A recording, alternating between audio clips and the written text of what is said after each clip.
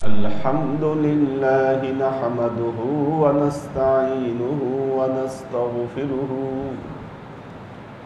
ونؤمن به ونتوكل عليه ونعوذ بالله من شرور أنفسنا ومن سيئات أعمالنا من يهد الله فهو المهتدي ومن يضلل فلن تجد له وليا مرشدا فنشهد أن لا إله إلا الله وحده لا شريك له ونشهد أن سيدنا وسندنا ونبينا محمدا صلى الله عليه وسلم الذي أرسله الله بالحق بشيرا ونذيرا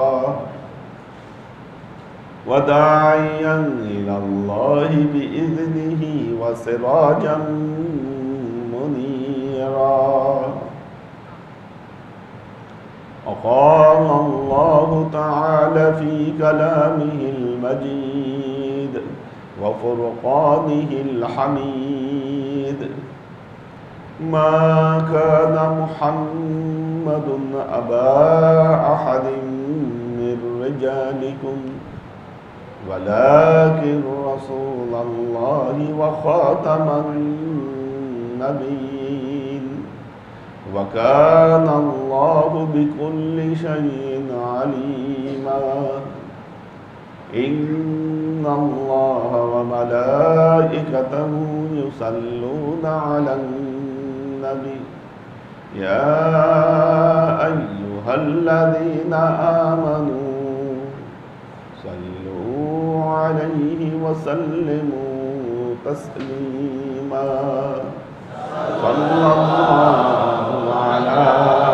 محمد صلى الله عليه وسلم صلى الله على محمد صلى الله عليه وسلم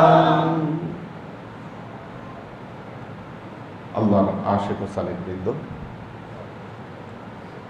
সহিহ বুখারী কিতাবুস সাওম আমরা পড়ছি।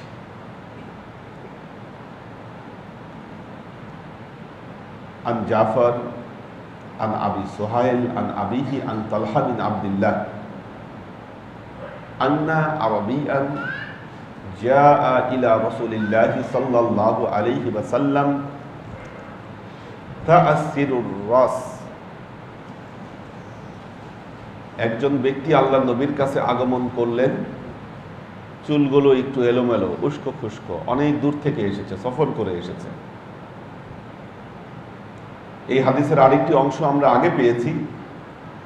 তার দূর থেকে সফর করে আসবার কারণ হলো মাঝখানে শত্রুর গোত্র ছিল, যে কারণে নিয়মিত নবীর কাছে আসতে পারতেন না। যখন হারাম মাসগুলো এসেছে ওই সময়ে সফর করে আল্লাহ নবীর কাছে এসেছে, যখন যেহেতু সেই মাসগুলোতে যুদ্ধ বিগ্রহ বন্ধ। তো তাসিরুর রাস, চুলগুলো এই জন্য উস্কো শুষ্ক ছিল। ফাকালা ইয়া রাসূলুল্লাহ, সে আল্লাহকে বলল, আল্লাহ নবীকে বললেন, আখবিরনি মাযা ফারাদাল্লাহু আলাইয়া মিনাস সালাহ, আপনি আমাকে বলেন আল্লাহ আমার উপর নামাজ কিরকম ভাবে ফরজ করেছেন, কতটুকু ফরজ করেছেন। ফাকালা আস-সালাতুল খামস, আল্লাহর নবী বললেন 5 ওয়াক্ত নামাজ ফরজ করা হয়েছে।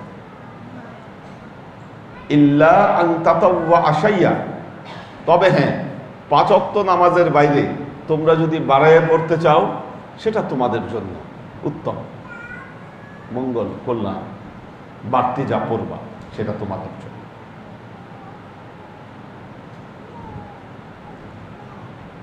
ফাকালা আখবিরনি, মাজা ফারাদাল্লাহু মিনাস সিয়াম, এরপর আবার বললেন আমাকে বলুন আল্লাহ রোজা কি ফরজ করেছে।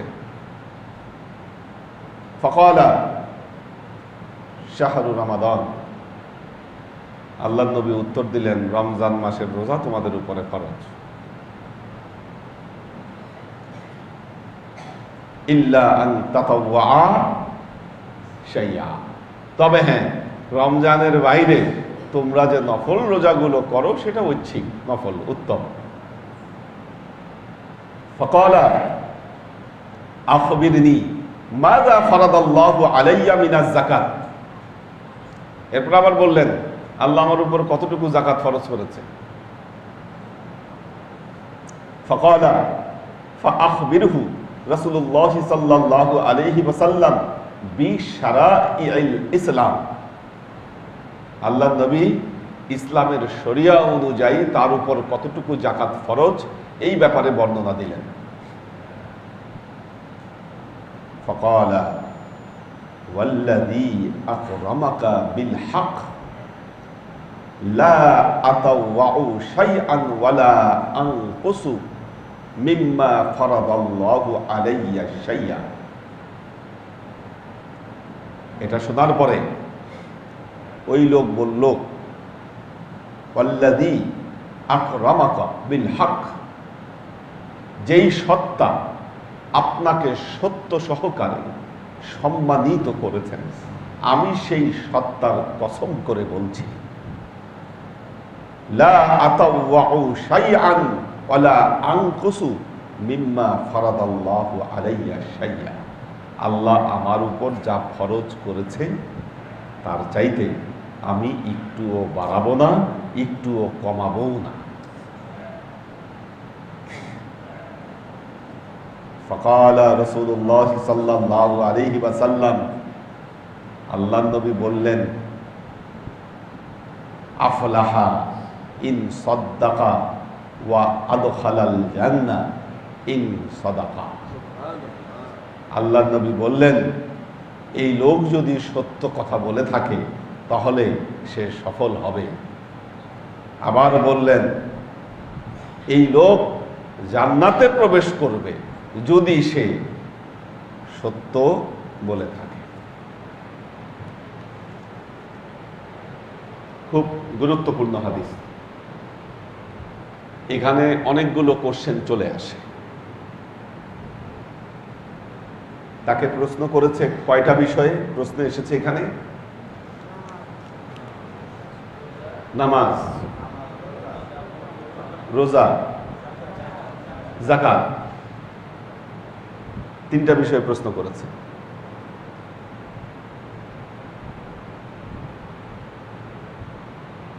তিনটা বিষয়ে প্রশ্ন হয়েছে এবং আল্লাহর নবী তার উপর ফরজ দায়িত্বটা বুঝিয়ে দিয়েছেন। সে আবার বলেছে ফরজের পর আল্লাহর নবী বলেছেন তুমি চাইলে বাড়াতে পারো। সে আবার বলেছে আল্লাহর শপথ করে বলছি আমি বাড়াবো না কমাবো না। তার মানে খালি ফরজ আদায় করবে। আল্লাহর নবী বললেন ও সত্য বললে জান্নাতে যাবে। এখন কোশ্চেন হলো এই হাদিসের ভিত্তিতেই অনেকে বলে থাকেন তাহলে এই যে ফরজ কিছু কাজ আদায় করলেই তো আমি জান্নাতে যাব।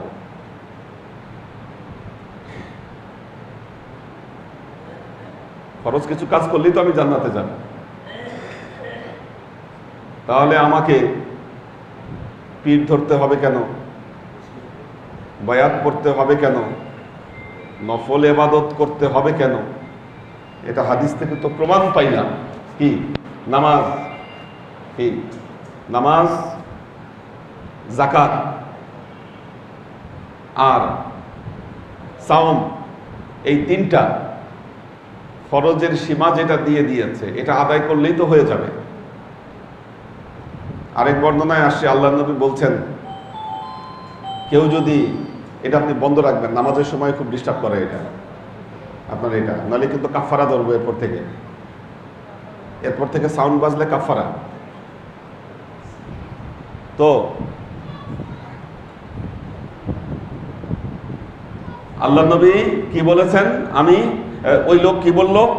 আমি বাড়াবো না, আমি কমাবো না। তো এবং আরেক হাদিসে আল্লাহ নবী বলেছেন, আরেক বর্ণনায় আল্লাহ নবী বললেন, কোন জান্নাতি ব্যক্তিকে যদি কেউ দেখতে চাও তাহলে এই ব্যক্তিকে দেখো। প্রথম প্রশ্ন হলো, দেখেন এখানে কোশ্চেন, তাহলে ঈমানের কথা বললেন না কেন? এবং হজের কথাই বা বললেন না কেন? বুনিয়াল ইসলাম আলা খামস, তিনটা আমলের কথা বললেন, কিন্তু ঈমানের কথাও তো বললেন না, ঈমান আনার কথাও বললেন না। তো ঈমান না আনলে তো আমলই হবে না। এখন আপনারাই বলেন, ওই লোক যদি আল্লাহর নবীর কাছে এসে বায়াত গ্রহণ না করতেন, ঈমান যদি তিনি না আনতেন, তাহলে কি এই বাকি আমলের তালকিন আল্লাহর নবী তাকে দিতেন? তাকে তালকিনটা কখন দিয়েছেন? তিনি কেন আল্লাহর নবীর কাছে তালকিন চেয়েছেন? আগে তো বয়াত পড়ছেন নবীর হাতে, কি বয়াত না পড়লে তো তালকিনই দিতেন না, ঈমান না আনলে তো তালকিনই দিতেন না। আর বুঝতে হবে এখানে তালকিন কার? মুহাম্মদ মুস্তাফা সাল্লাল্লাহু আলাইহি ওয়াসাল্লামের তালকিন।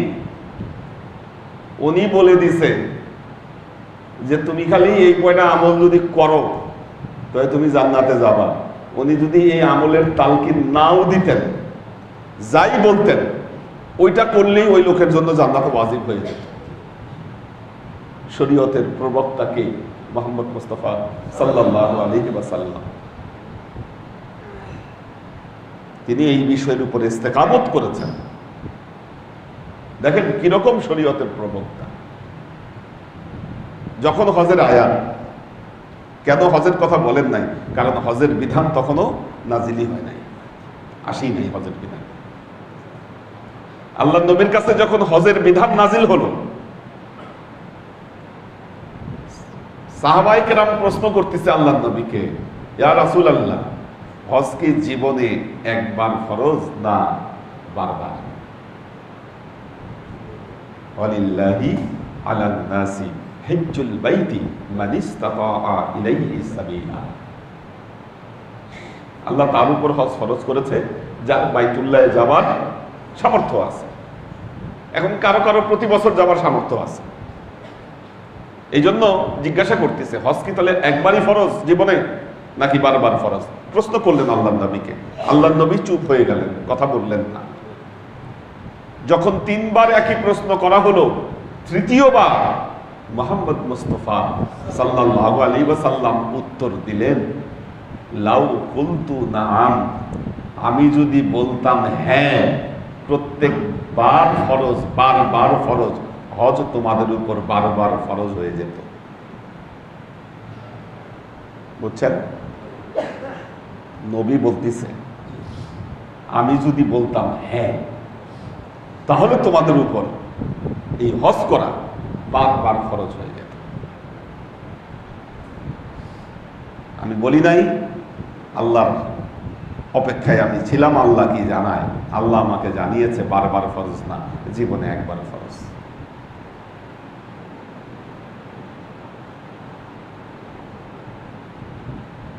আমাদের মাওলানারা ওয়াজ করেন, হজে গেলে মদিনায় যাওয়া লাগবে না, মদিনার বাধ্যবাধকতা নাই যাওয়ার, এটা হজের অংশ না। এবং এই কথা বলেছে, আর আজাগায় কুজাগায় দোয়া করলে কোনো লাভ নাই।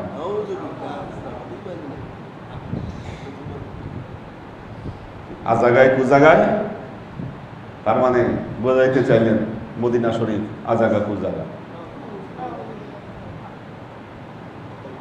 আল্লাহ নবী মক্কা থেকে মদিনায় হিজরত করলেন, 17 মাস বাইতুল মুকাদ্দাসের দিকে ফিরে নামাজ পড়েছেন।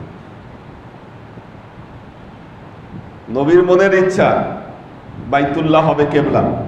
আল্লাহ ওহী নাজিল করে অপশন দিলেন, আপনি কেবলা বেছে নেন। ফালানুআল্লিয়ান্নাকা কিবলাতান তারদা।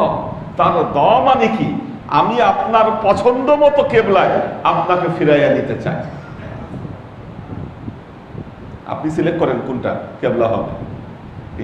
আল্লাহ নবী মুখ ঘুরায় মসজিদে কেবলা তাইনি, এই মুখ ঘুরায় বাইতুল্লাহর দিকে যখন মুখ ঘুরাইলেন, আল্লাহ নির্দেশ দিলেন ফাওয়াল্লু উজুহাকুম কিবালাল মসজিদিল হারাম। আল্লাহ নবী উত্তর, দক্ষিণ, পূর্ব, পশ্চিম যেটাকে বেছে নিতেন সেটাই আমাদের কেবলা হতো।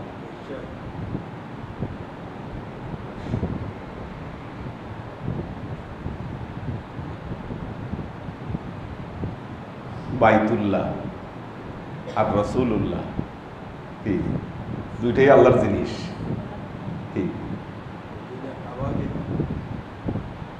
বাইতুল্লাহ হলো জড়, রাসূলুল্লাহ হলো জীবন্ত। মর্যাদা বেশি কোনটা? হজে গিয়ে তো মানুষ বুঝে না আসলে কোন জায়গার দোয়াটা কবুল হলো। এখানেও দোয়া করছে, ওইখানেও দোয়া করছে, কোন অ্যাকশনে কবুল হয়েছে এটা তো বুঝে না। কাজেই আপনাকে বুঝতে হবে, বয়াত যদি না হতো আমলের তালকিনও নবী দিতেন না, আর জান্নাতে যাওয়া আর না যাওয়ার প্রশ্ন তার জন্য উঠত না।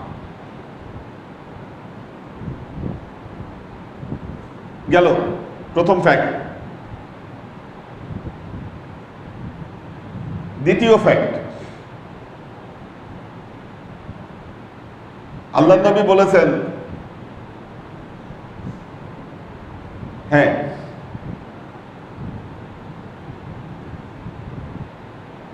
আপনি যদি ফরজ দায়িত্বগুলো পালন করেন, জীবনে শুধু ফরজ নামাজগুলা পড়ছেন আপনি, শাফি মাযহাবে খালি ফরজ আছে, সুন্নত নাই, আর আপনি শুধু ফরজ পড়ছেন, আপনি আল্লাহর মাইর থেকে বাঁচছেন, আপনি আল্লাহর মাইর থেকে বাঁচছেন, জাহান্নাম থেকে ঠেকছে। কিন্তু তারপরেও ওইটাও নষ্ট হওয়ার সম্ভাবনা আছে। ইন্নাল হাসানাতু ইযহিবনাস সাইয়্যাত, হাসানাত যেমন সাইয়্যাতকে দূর করে দেয়, সাইয়্যাতও হাসানাতকে দূর করে দেয়।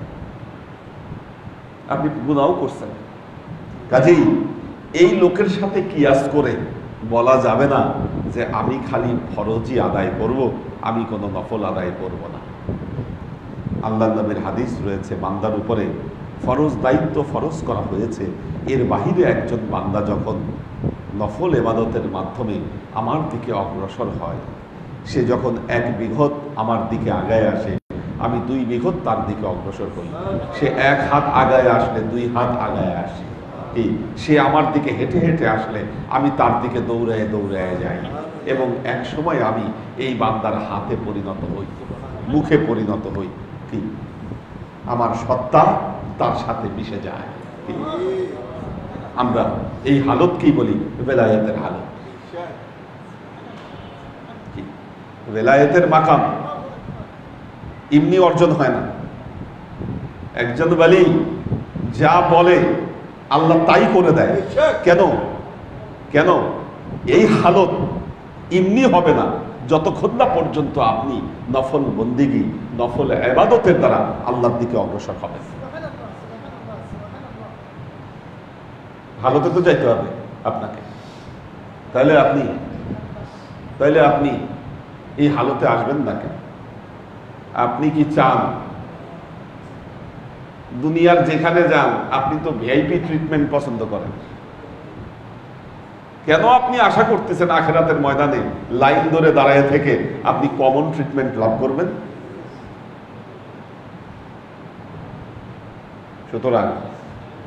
সুতরাং মনে রাখবেন, আমাদের বায়াতও লাগবে, ইজাজতও লাগবে। এই হাদিসের আরেকটা গুরুত্বপূর্ণ বিষয় হলো ইজাজত। ইজাজত ছাড়া আমলের কোনো ফল আসে না। আর এজাজত থাকলে অল্প আমলেই তার মুক্তি আসে।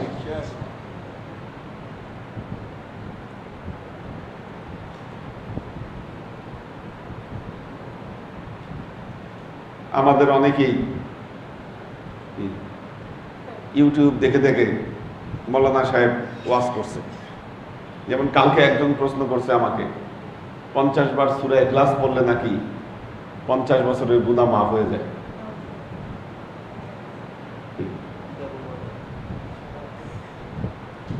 খুব ভালো, এটা হইলে আজীবন ধরে গুনাহ করবেন, এরপর খালি 50 বার সূরা ইখলাস পড়লে জীবনের গুনাহ সব মাফ হয়ে যাবে। আদৌ কি আল্লাহর নবী এটা বলছে? তা আপনার এই আমলের সূত্র কি? ইউটিউব। কোন একজন মাওলানা ওয়াজ করছে, সেই ওয়াজ হলো আপনার সূত্র। নুরানি ওজিফার বই, ফাজাইলে আমল, ফাজাইলে দোয়া, না? তারপরে বেহেশতি জেওর, বহুত রকম বই। দোয়া আপনি দেখে দেখে দোয়া পড়েন। ওজিফার বই আপনার সাথে কি সব সময় সাথে আছে, দোয়া পড়েন, ফল হয় না। কেন? কারণ আপনি বই দেখে পড়ছেন, বই আপনাকে এজাজত দিতে পারে না। এজাজত দেনেওয়ালার এজাজত নিয়ে আপনাকে আমল করতে হবে, নাহলে ওই আমল ফল শূন্য। না আমলে তাসির হবে, না আমলে কোনো ফলাফল আসবে, এটাই বাস্তব কথা।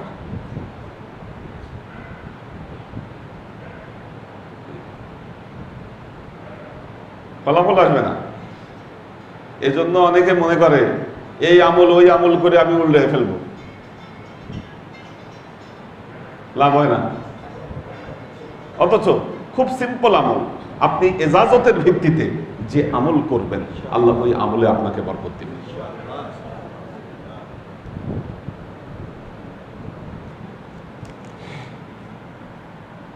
তো এটাই আল্লাহ নবী বললেন যে ই আফলাহা ইন সাদাকা, সে যদি সত্য বলে সে সফল হলো। সে যদি সত্য বলল তাহলে কি হলো? সে জান্নাতে প্রবেশ করল।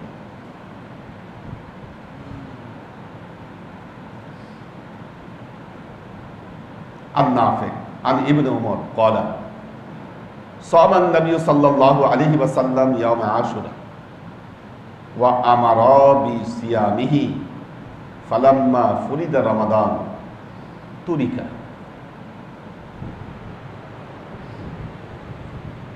যারা ইমাম হুসাইনকে ভালোবাসেন, যারা ইমাম হুসাইনকে ভালোবাসেন, কারবালার ঘটনায় বিশ্বাস করেন, তাদের মধ্যে কেউ কেউ মনে করেন এই দিনের রোজা রাখাটা ঠিক নয়, এবং বলে থাকেন উমাইয়ারা এই দিনের রোজার প্রবর্তন করেছে, এই দিনে আসলে রোজা রাখা মাহাত্ম্য নাই। আপনাকে বুঝতে হবে, শরীয়তের বিধি বিধানের ক্ষেত্রে গোরামি চলে না, গোরামি চলবে না। আমরা সুস্পষ্টভাবে প্রমাণ পাই নবী এই দিনে রোজা রেখেছেন।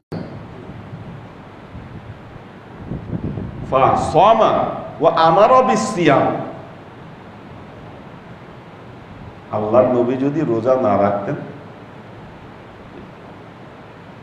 তাহলে আমরা এই দিনে রোজা রাখতাম না।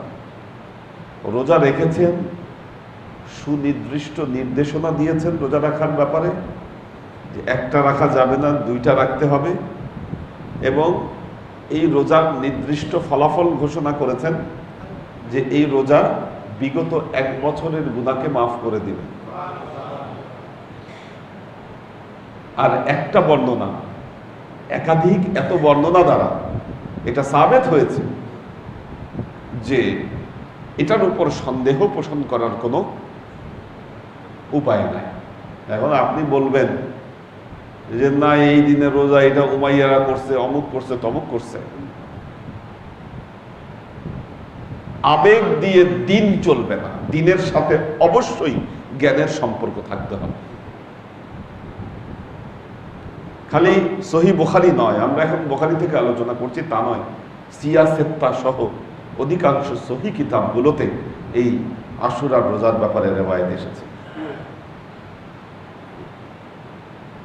আপনি কি বলবেন এই সব রেওয়ায়েত এগুলো ভুল, মিথ্যা, এগুলো বানোয়াট? আমাদের পথভ্রষ্টতা শুরু হয় এই জায়গা থেকে। গোরামি, নির্দিষ্ট চিন্তাকে লালন করা এবং সে বাহিরে আর কোনো কিছুকে চিন্তা না করা।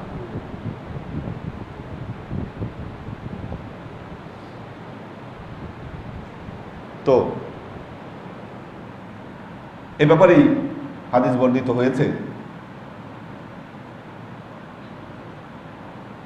عن نافع عن ابن عمر قال صام النبي صلى الله عليه وسلم يوم عاشوراء وأمر بصيامه। আল্লাহর নবী এই দিনে রোজা রেখেছেন এবং রোজা রাখার নির্দেশ দিয়েছেন। ফালাম্মা ফুরিদা রমাদান, যখন রমজান মাস রোজা ফরজ হয়ে গেছে, তুরিকা, তখন থেকে এই রোজা পরিত্যাগ হয়েছে।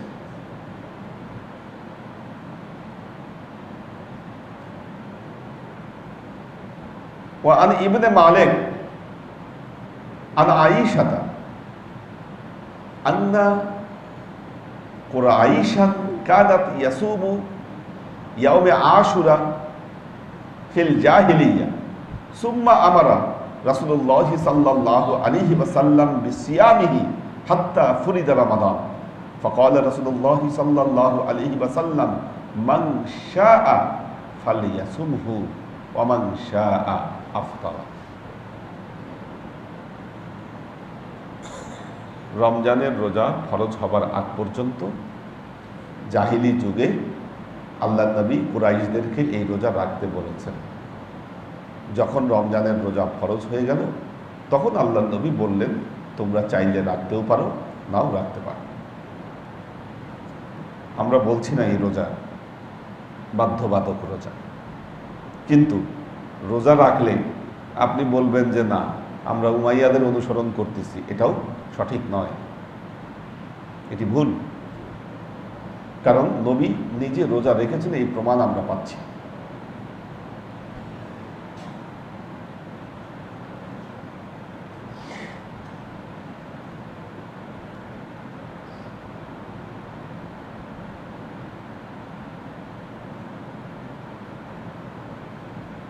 عن أبي هريرة أن رسول الله صلى الله عليه وسلم قال الصيام جنة فلا يرفش ولا يجهل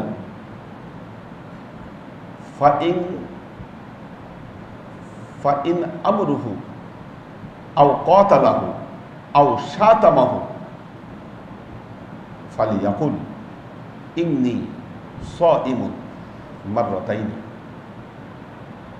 والذي نفسي بيده لخلوف فم الصائم أطيب عند الله من ريح المسك يترك طعامه وشرابه وشهوته من أجل الصيام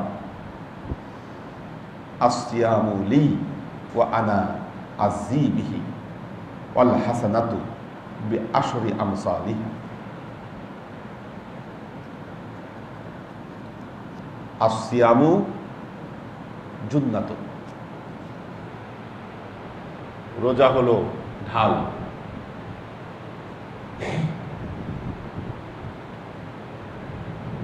আল্লাহর আশিক ও সালেক বৃন্দ, আপনাদেরকে পবিত্র কোরআনের একটি আয়াত কয়েকদিন আগেই ক্লাসে দিয়েছি।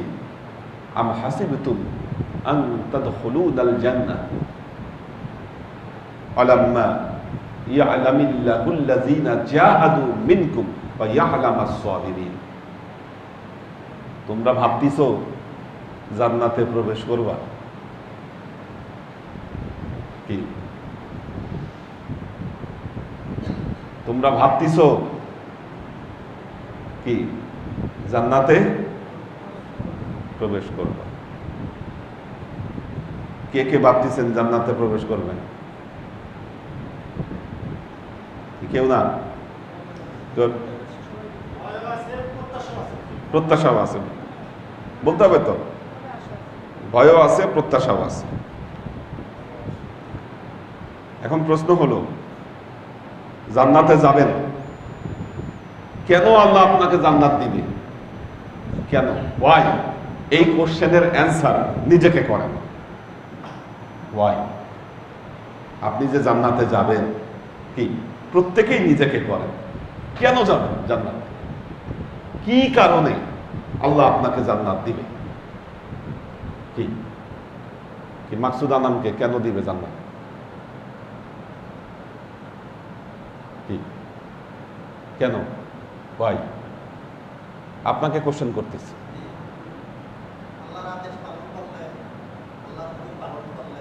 হ্যাঁ, আচ্ছা, হ্যাঁ, কথা ঠিক আছে, আংশিক ঠিক না। সাইম কিনলে যাবা জান্নাতে, কেন আল্লাহ তোমার কেন জান্নাত দিবে? হ্যাঁ,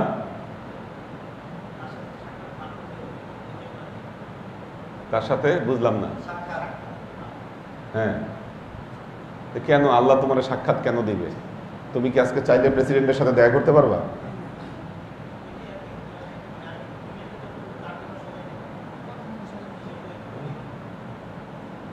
দেখেন, এই সংক্রান্ত হাদিস সামনে আসবে, সামনে পাবেন। পবিত্র কোরআনের আয়াতটা যে বলেছি, আল্লাহ বলতেছে তোমরা ভাবতেছো তোমরা জান্নাতে যাবা। হ্যাঁ, অবশ্যই আমরা ভাবতে পারি, এই অধিকার আছে আমাদের। যেহেতু আমরা ঈমান এনেছি, ধর্মকে পালন করছি, কি আল্লাহকে বিশ্বাস করি, নবীকে মহব্বত করি, আশা তো করতে পারি।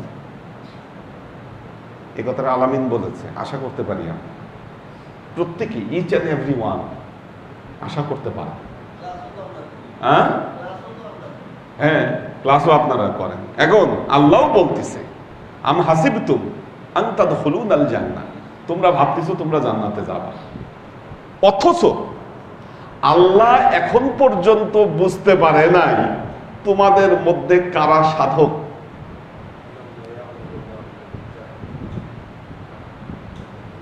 হ্যাঁ, আলাম্মা ইয়ালামিল্লাহুল্লাযীনা জাহাদু মিনকুম, আল্লাহ এখন পর্যন্ত এটা নিশ্চিত হন নাই তোমাদের মধ্যে কারা সাধক। হ্যাঁ, করে, এটা প্রমাণ করে। কিন্তু একটা জিনিস মনে রাখবেন, হ্যাঁ, যদি আপনার ক্লাস প্রমাণ করে আপনি এটাকে সাধনা হিসাবে নিয়েছেন, সাধনা কিন্তু ভিন্ন জিনিস। কালকে এ বিষয়েই ক্লাস করেছি, সাধনা এটা ভিন্ন জিনিস। আপনার মনে চাইলে আসলেন, মনে চাইলে আসলেন না, এটা সাধনা নয়। মাহিন খুব জোরে জোরে মাথা নাড়াচ্ছে, একটু আগে গিয়ে এরা ঘুরে আসছে। বললাম ক্লাসে যাও, নিচে দরজার ভিতরে দেখি যে ফুসকি দিয়ে দাঁড়ায় গেছে। সাধনা এই সময় থেকে শিখতে হবে, বাধ্যবাধক করে দিতে হবে। ক্লাসে আসলে আপনি ছটফট করেন, এখানে দরবারের সার্কামস্টেন্সে আপনার খতমে কি আপনার বসে থাকতে ভালো লাগে না, আপনি ছটফট করেন। এখানে আসছেন, মাইকে খতম শুনছেন, খতমে আসেন নাই, নিচে দাঁড়াইয়াছিলেন, কে কে হাত তুলেন? সত্যি কথা বলবেন, সমস্যা নাই, আল্লাহ সত্যি কথা পছন্দ করেন। হ্যাঁ, হ্যাঁ, তো আপনি আসছেন কয়টায়? তাহলে আজকে ক্লাসের দিন, আপনি সাধক, ক্লাসের নাম লেখা আছে, আপনি মুরিদ, আপনি বয়াত পড়ে আল্লাহর কাছে আপনি ওয়াদা করছেন আমি সপ্তাহে 3টা ক্লাস করব। যারা দূরে থাকে তাদের কথা ভিন্ন, হয়তো আসতে পারেন না, কিন্তু এলাকাবাসী আপনি কি আল্লাহর কাছে আপনি ওয়াদাবদ্ধ, ক্লাসের দিন আপনি 10টায় আসবেন। কেন? তাহলে কি এই ক্লাসের প্রতি আপনার আর কোনো দায়িত্ব নাই, দায়িত্বটা খালি চেহারা দেখানো। এটা তো সাধনা হলো না? কি আজকে আমাদের অধিকাংশ যারা চলে গেছে, যারা তাদের জীবনে এই সাধনায় তারা কাটাই দিছে।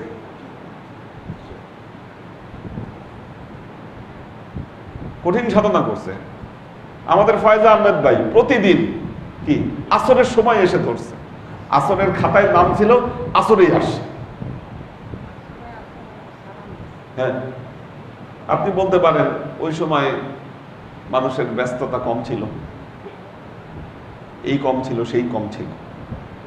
না, বিষয় সেটা না।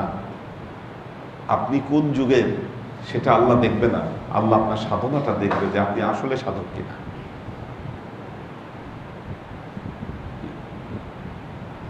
দুই রকম খেদমত আল্লাহ চেয়েছে, জান এবং মাল।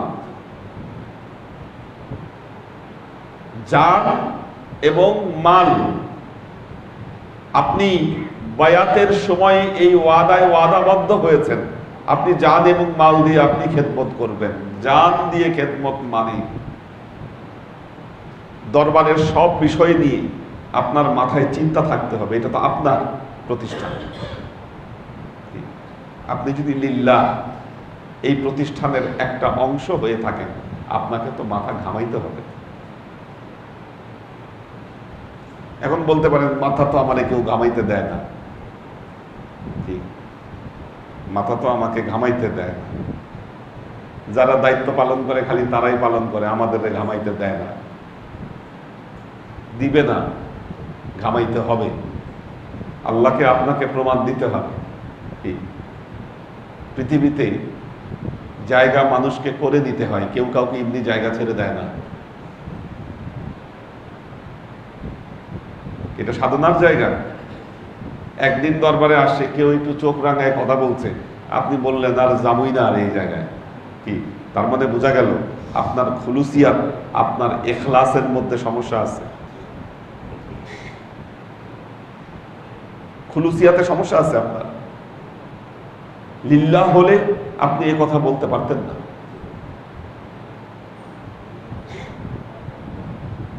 জান এবং মান,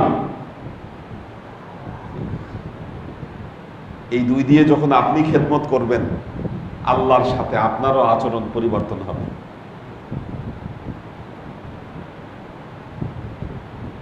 আল্লাহরও আচরণ পরিবর্তন হবে। এই ওয়াদা আল্লাহ করেছেন। এই ওয়াদা কাজেই আল্লাহ, কোন প্রসঙ্গে জানি আসলাম, সাধনা, সাধক, সওম। পৃথিবীতে আমরা অদ্ভুত অদ্ভুত সওম পালন করতে দেখেছি, কোরআনেই দেখেছি। ইন্নী নাযারতু লির-রহমানি সওমা, কোরআনের আয়াত।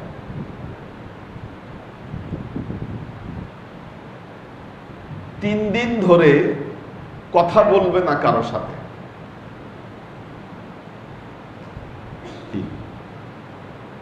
এটা সাধনা। বলছে আমি 3 দিন কথা বলবো না, ইল্লা রামজা, ওয়ালা উকাল্লিমুন নাসা সালাসা আইয়ামিন ইল্লা রামজা। আল্লাহকে বলতেছেন। হ্যাঁ,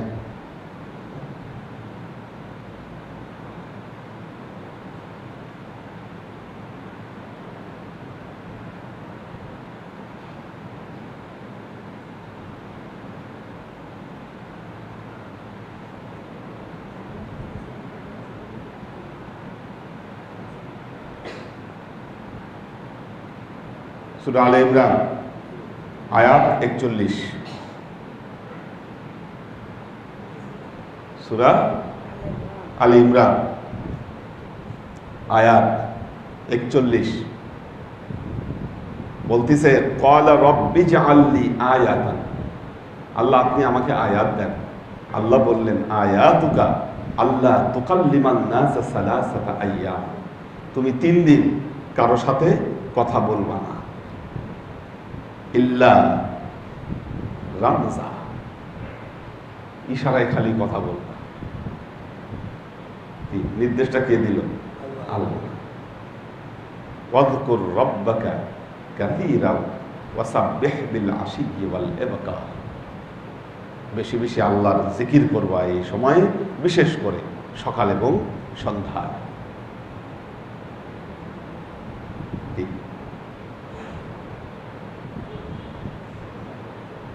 কাকে বললেন? হযরত জাকারিয়া। হযরত জাকারিয়া আলাইহিস সালাম উনি আল্লাহর কাছ থেকে সাধনা চাইলেন। বললেন, আল্লাহ আমাকে একটা সাধনা, আমি সাধনা করতে চাই। মনে করতে পারেন এটা খুব সহজ কাজ, আমার এরকম দিলে তো কাজই হয়ে যেত। 3টা দিন কথা না বলে থাকেন না কি? কথা না বলে থাকেন না 3টা দিন, সাধনা কি?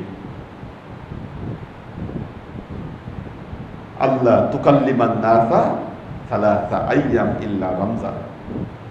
তাই করছেন, সাধনায় সিদ্ধি লাভ করেছেন।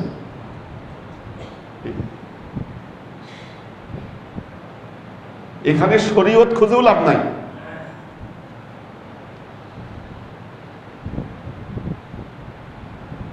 দেখেন, আন নিকাহু মিন সুন্নতি ফামান ফারাগা আন সুন্নতি ফালাইসা মিন্নি। বিয়ে হচ্ছে আমার সুন্নাত, যে এই সুন্নত পালন করলো না সে কি করলো? সে আমার দলভুক্ত নয়। আল্লাহ নবীর কথা এটা। অথচ নবীর সময় খেয়াল করে দেখেন, নবীর বাণী আন নিকাহু মিন সুন্নতি ফামান ফারাগা আন সুন্নতি ফালাইসা মিন্নি। বিয়ে হলো আমার সুন্নত, যে এই সুন্নত থেকে বিরত থাকলো সে আমার দলভুক্ত নয়। এখন খোদ মসজিদে নববীতেই আল্লাহর নবীর কিছু সাহাবী বিয়া শাদী কিছু না করে এরা মসজিদে নববীতে পড়ে আছে, সাধনার জীবন কাটাচ্ছে।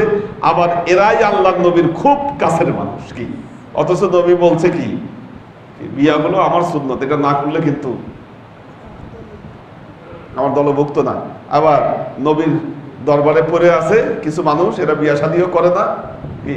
এখন মাসুক বড় সাগর কি, এরা বলতেছে এই তো আমরা এই সুন্নত পালন করতেছি। এই সুন্নত পালন করতে গেলে এর সাথে আনুষঙ্গিক আরো কিছু আছে। কি? বেলা 12টা পর্যন্ত ঘুমাইয়া বিয়া না করার সুন্নত পালন করা, এটা বোঝা গেল যে সাধনার জীবনের কোনো কিছুই নাই।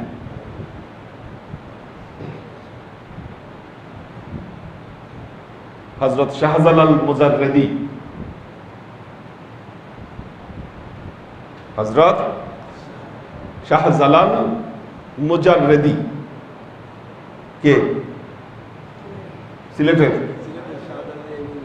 ইয়ামেনি যিনি, ওনাকে মুজাররিদি বলা হয়। মুজাররিদি কেন? উনি বিয়ে করে নাই জীবনে, বিয়ে না করে থাকছে।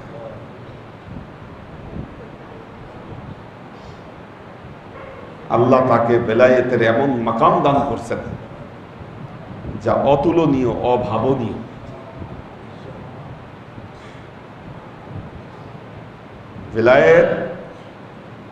বেলায়েতের তাসির টের পাওয়া যায়।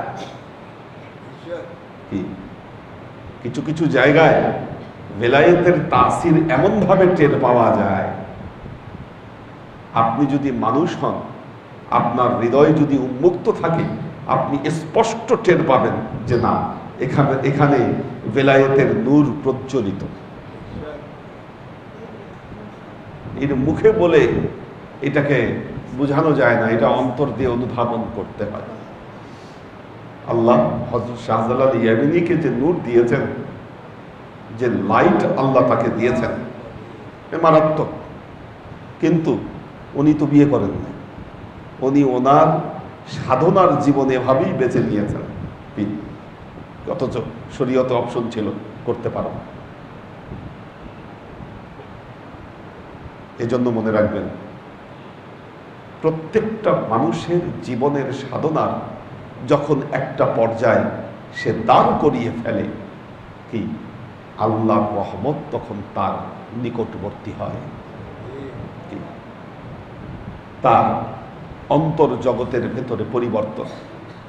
আর যদি মনে করেন দুনিয়ার 10টা মানুষের মতো আসা যাওয়া, খাওয়া দাওয়া, be drink and be marry, সংসার ধর্ম করে জীবনটাকে আপনি পার করে দিলেন, আচ্ছা আপনি বলেন এটাকে অস্বীকার করতে পারবেন? কোরআনে আল্লাহ বলছে ইন্নামা আউলাদুকুম ওয়া আমওয়ালুকুম ফিতনা। আল্লাহ বলছে এগুলো ফিতনা। এখন আপনি আপনার সন্তানকে বলবেন ফিতনা, এটা শুনতে খারাপ দেখা যায়। কি শুনতে খারাপ দেখা যায় না এটা? এখন আপনি যদি কোনো মাকে ডেকে বলেন আল্লাহ বলছে যে তোর এই সন্তান ফিতনা, কি মা মাইন্ড করবে? তার মানে দুনিয়াবি রিশতার ভাষায়, শরীয়তের ভাষায় শুনতে খারাপ শোনা যায়, কিন্তু বাস্তবিক এবং হাকিকি অর্থে এটা হক, বরহক।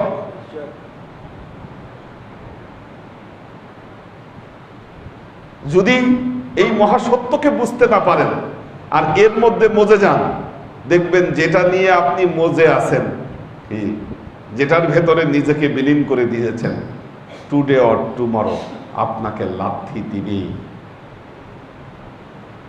আল্লাহর চাইতে চাকরিকে প্রাধান্য দিবেন, উষ্টা দিবে আপনাকে। মালকে প্রাধান্য দিবেন, আপনাকে উষ্টা দিবে। আনন্দ ফুর্তিকে প্রাধান্য দিবেন, কি ধরে বসবে আপনাকে, এর কোনো সন্দেহ নাই। কারণ আপনার চোখে যে পর্দা পড়ে আছে আপনি সেটা বুঝতে পারছেন। এই যে হানিফ ক্লাসে আসে না, এর কাজ বড় ক্লাসের চাইতে। ডিউটি কিসের ডিউটি, কিসের কাজ? এই জায়গাতেই আল্লাহর সাথে কি তার বিজনেসে হচ্ছে না, হচ্ছে না। তো শুধু এই আশা দিয়ে হবে না, এটা সাধনার জীবন নয়।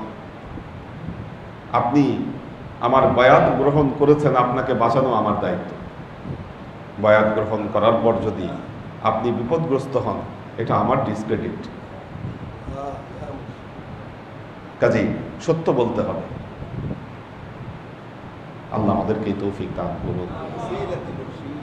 বারাকাল্লাহু লানা ওয়া লাকুম ফিল কুরআনিল আযীম ওয়া নাফা'ানা ওয়া ইয়্যাকুম লা আয়াতি ওয়া যিকরিল হাকীম ইন্নাহু তাআলা জাওয়াদুন কারীমুম মালিকুন ওয়া রাউফুর রহিম। রাব্বি ইসলাম রাকিব, আরিফা শেখ, সাজ্জাদ রহমান, সুমন মিয়া, ওয়াসিফ আহমেদ জনি, এইচ.কে হানিফ, মাহফুজুল হক উজ্জ্বল, সেলিম রেজা, কোরবান আলী, নূরে আলম, আব্দুর রাজ্জাক, সুলতান আইরিন, রিয়াজুল ইসলাম, হুমায়রা চৌধুরী হাসনা, মাহমুদুন নবী জয়তী, ওমর শরীফ, সুরভি আক্তার নিপা, শোয়েব খান, রাইসা তাজরিয়ান, হিমেল মাহমুদ, মিজানুর রহমান, সৈয়দা আনোয়ারা শরীফ, সহিফা বিনতে আমির, ফরিদা ইয়াসমিন, হাসনাত জামিল মোহাম্মদী, এইচ.কে কনক, সালমা বেগম। আল্লাহ সবাইকে ভালো রাখুন, সুস্থ রাখুন। আল্লাহুম্মা আমিন। আল্লাহুম্মা সাল্লি আলা মুহাম্মাদিন ওয়া আলা আলি মুহাম্মাদিন কামা সাল্লাইতা আলা ইব্রাহিমা ওয়া আলা আলি ইব্রাহিমা ইন্নাকা হামিদুম মাজিদ। আল্লাহুম্মা বারিক আলা মুহাম্মাদিন ওয়া আলা আলি মুহাম্মাদিন কামা বারাকতা আলা ইব্রাহিমা ওয়া আলা আলি ইব্রাহিমা ইন্নাকা হামিদুম মাজিদ। রব্বানা যালামনা আনফুসানা ওয়া ইন লাম তাগফির লানা وترحمنا لنكونن من الخاسرين. ربنا آتنا في الدنيا حسنة وفي الآخرة حسنة وقنا عذاب النار. ربنا لا تزغ قلوبنا بعد إذ هديتنا وهب لنا من لدنك رحمة إنك أنت الوهاب. اللهم إنك عفو تحب العفو فاعف عني يا غفور رحيم الودود. اللهم نور قلوبنا بنور الإيمان ونور قلوبنا بنور الإسلام ونور قلوبنا بنور الإحسان وزين أخلاقنا بنور محمد صلى الله عليه وسلم.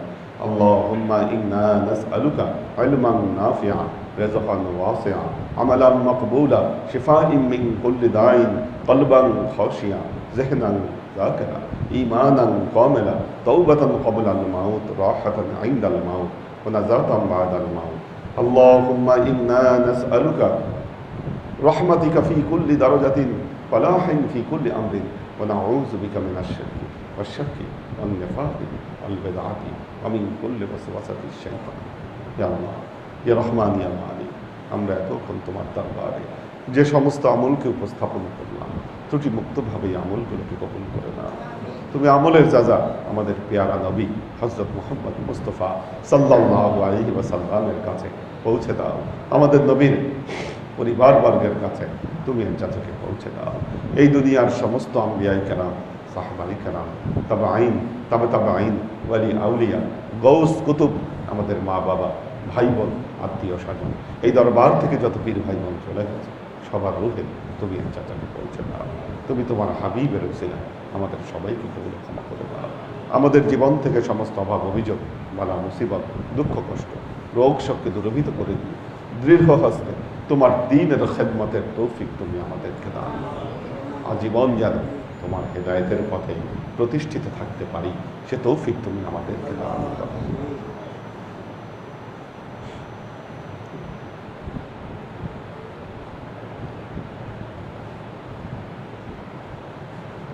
سبحان ربك رب العزة عما يصفون سلام على المرسلين والحمد لله رب العالمين واجعل آخر كلمتنا عند الموت لا إله إلا الله محمد رسول الله صلى الله عليه وسلم